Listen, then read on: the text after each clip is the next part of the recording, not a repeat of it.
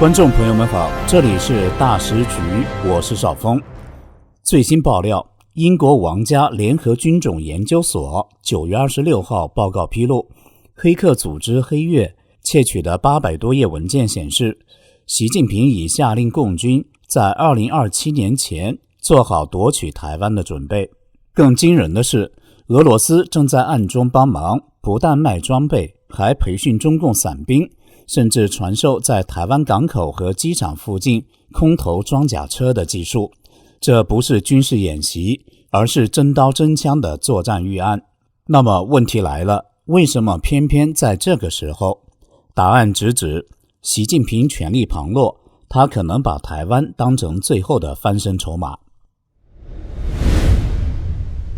华尔街日报9月27号报道，中共党魁习近平想在中美贸易协定中设立一个条件，要求美国总统川普明确反对台独。习近平自2012年上台以来，就把两岸统一看成是中华民族复兴的梦想。习近平对美国不支持台湾独立的政策非常不满，在他看来，不支持与反对并非文字游戏，而是政策立场的根本转变。这意味着美国将从中立转向公开站在北京一方，反对中华民国主权。这是美国政策的巨大改变，是从中立变成积极与北京结盟的态度，是习近平对美关系的重大胜利，既为习进一步巩固权力，拿到一笔雄厚资本，还可能成为他实现统一的关键突破。中共认为，川普渴望与北京达成经济协议，这成为中共拿捏川普的抓手。习近平非常自信，他有可能会促使川普在台湾问题上做出转变。中共政府外的政策顾问在与美方接触时，已多次强调美国应正式表态反对台湾独立的必要性。奥巴马政府时期，国家安全高官、现任乔治城大学教授梅德罗斯表示，对北京而言，挑拨华盛顿与台北之间的关系是解决台湾问题的关键，这会动摇台湾的信心，增强北京对台北的影响力。梅德罗斯认为，习近平很可能即将与川普展开的互动期，视为拉开华盛顿与台北距离的最佳机会。川普和习近平已经就 TikTok 出售给美国投资者达成协议，这为一系列高层会谈铺平了道路。川习计划在韩国举行的亚太领导人峰会上会面，随后川普可能在2026年初访问北京，习近平也可能在当年12月访问美国。白宫知情人士表示，这些议程仍具不确定性，川普访华行程将取决于北京在贸易及遏制芬太尼潜体物流方面的合作态度。不知道习近平的自信来自哪里，川普表现的则是稳如泰山。今年8月，在福克斯新闻的采访中，川普明言，习近平曾向他承诺，在他担任总统期间，中共不会入侵台湾。白宫知情人士表示，川普政府的重点是对中共进行威慑，并鼓励台北加大对无人机、弹药等关键自卫能力的投入。他们还指出，拒绝接受中共的反对台独是实现威慑的关键，这将切断中共可能以台湾独立为借口发动冲突的路径，类似于俄罗斯对乌克兰的入侵。一位高级政府官员表示，美国的一个中国政策依旧未变，这个政策允许行政部门与台湾海峡两岸接触，与川普第一任期时的立场相同。在川普第一任期内，美国加深了与台湾的交流，并增加了对台军售。今年2月，美国国务院更新的美台关系资料中，删除了拜登时期美国不支持台湾独立的表述。协助制定美国对中政策的美国国安会亚洲事务资深主任简以荣一贯主张，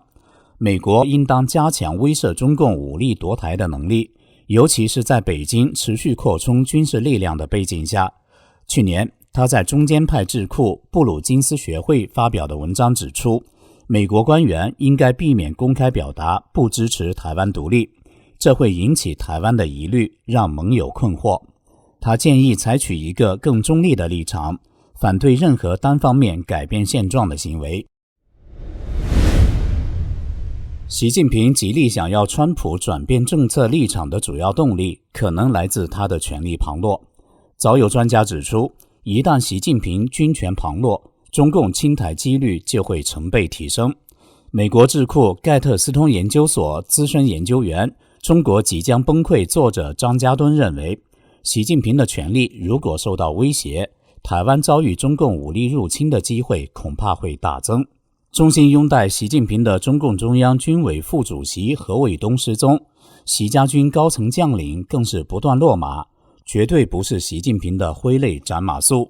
捷克智库解析中国资深研究员伯顿表示，如果习近平依旧权倾朝野，很难解释为何他会放任支持者持续被清洗。最简单的解释或许最可信，也就是并非习近平主动内部整顿，而是有政敌出手在除掉他的死忠。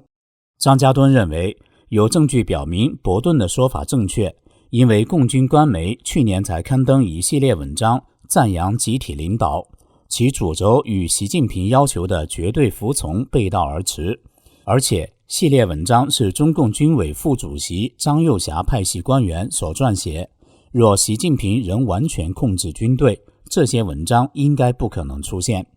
张家敦直言，习近平这类集权统治者很少会无声无息地下台，而挑起战争能迅速有效地转移内部矛盾。如果受到威胁，面临被赶下台的命运，习很有可能发动大规模军事行动，不排除会发动武力入侵台湾的冒险。有迹象表明，习近平的这种军事冒险正在付诸行动。英国王家联合军种研究所9月26号发布报告，指俄罗斯正在帮助中共准备夺取台湾。智库援引黑客组织黑月获得的800多页文件，称习近平已下令共军在2027年前做好军事夺取台湾的准备。分析称，俄罗斯越来越将入侵台湾视为增强对北京影响力的机会，使自己成为关键原材料和军事工业能力的提供者。据悉，这些文件已通过事实核查和论证。英国智库报告指出，大规模两栖作战极具风险，因为台湾可供登陆的滩头数量有限，沙滩的坡度和承载力也不足，因此北京希望借助俄罗斯在入侵乌克兰后积累的作战经验，帮助识别部队登陆的可行地点。根据黑月披露的文件，俄罗斯在2023年同意向中共提供一整套装备，用于武装一个空降营，并提供培训与技术人员支持。该项目被命名为利剑208。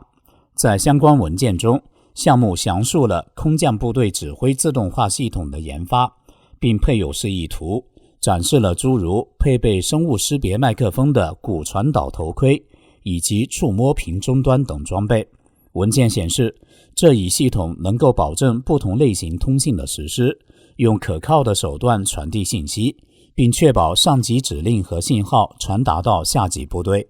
同时，它还可使空降部队的作战效能提升2至2.5倍。如今，中俄两国正在加强军事关系，想抱团取暖来抗美国和西方国家。在过去1年里，习近平和普京都出席了对方的阅兵式。2024年，中俄两国军队举行了14次联合军演，几乎是10年前的2倍。上周，中共军方代表参加了俄罗斯和白俄罗斯的西方2025演习。在演习中，俄方展示了重型装备的高空空投技术，中共则希望复制这一能力。中共军队在空降作战经验和空中机动能力落后俄军、乌克兰和叙利亚。俄罗斯在实战中使用过这种技术。俄罗斯将向中国转让相关技术，帮助其提升武器和军事装备的生产能力。双方协议内容包括，俄罗斯向中共出售37辆 BMD-4M 轻型两栖突击车，配备100毫米火炮和30毫米自动炮，11门 Sprut SDM-1 轻型两栖反坦克自行火炮，配备125毫米火炮，11辆 Rakushka 空降装甲运输车以及多辆指挥和侦察车。协议规定，所有装甲车辆都将配备中文操作模块。由于俄罗斯在空降部队方面经验更为丰富，莫斯科还将负责培训一个中共伞兵营，装甲车驾驶员将在库尔干机械制造厂接受培训，开 MN 指挥侦察车和 Sprut 反坦克火炮的成员将在奔萨的 JSC Rubin 核电中心接受训练。同时，中共将建立一个俄罗斯装备的技术维护与维修中心，并获得全部技术文档。